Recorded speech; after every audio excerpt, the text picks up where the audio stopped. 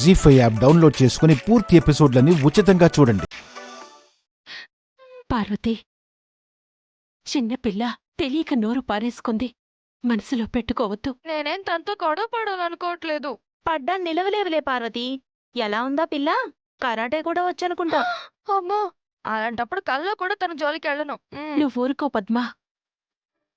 పార్వతిని ఎందుకు పిన్ని? బెదిరికొడుతున్నావు?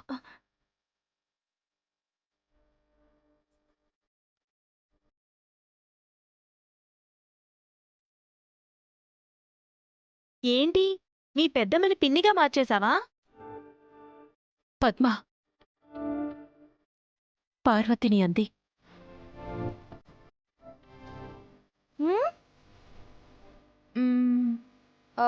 చచ్చినా అన్నావు కదా, మరెందుకన్నావు?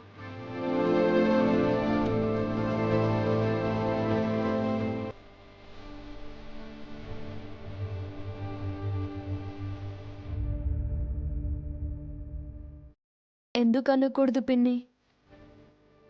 నా ఆవేశంతో, తెలివి తక్కువతనంతో నిన్ను తిట్టేశానని ఇప్పుడే అర్థమైంది.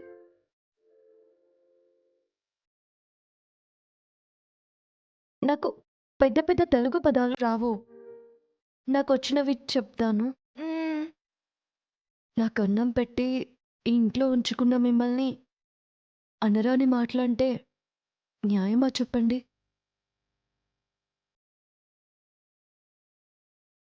నేనేదో అనేసిపోతాను కానీ ఆ మాట పడ్డ వాళ్ళ మనసు ఎంత బాధపడుతుందో నేనిప్పుడే తెలుసుకుంటున్నాను.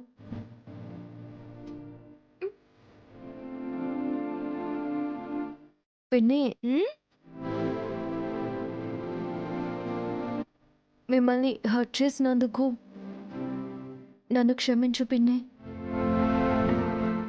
I'm really sorry.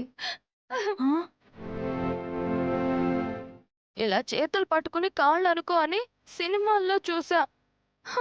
నువ్వు ఇలా అడుగుతుంటే నాకు నిజంగా ఏడుపు వస్తుంది. చిచి, ఊరుకో పార్వతి. ప్రతిదానికి ఏడుపేనా? ఆ,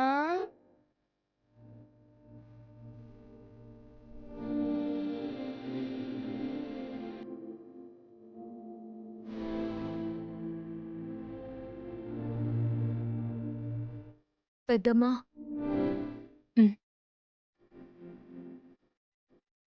ఏంటి పెద్దమ్మా అలా చూస్తున్నావు? ఏదైనా ఇంత త్వరగా తెలుసుకుంటావనుకోలేదమ్మా. లేట్ చేస్తే టైం అవుతుంది కదా. ఏంటి టైమా? అదే అదే పెద్దమ్మా, నా పర్సనల్ థింగ్స్ కోసం దగ్గరలో ఉన్న సిటీకి వెళ్ళాలి.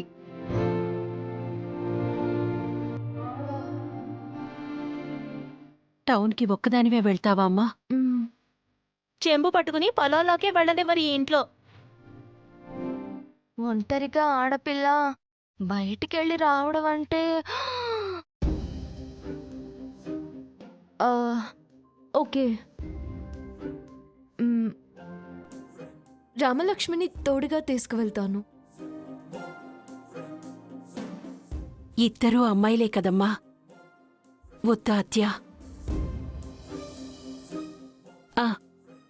శివరం బాబాయ్ వచ్చాక బాబాయిని తోడుగా తీసుకెళ్ళండి.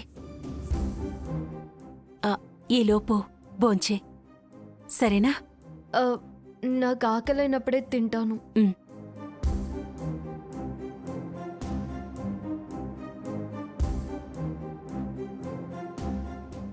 జీ5 యాప్ డౌన్లోడ్ చేసి అన్ని ఎపిసోడ్స్ పూర్తి ఉచితంగా చూడండి.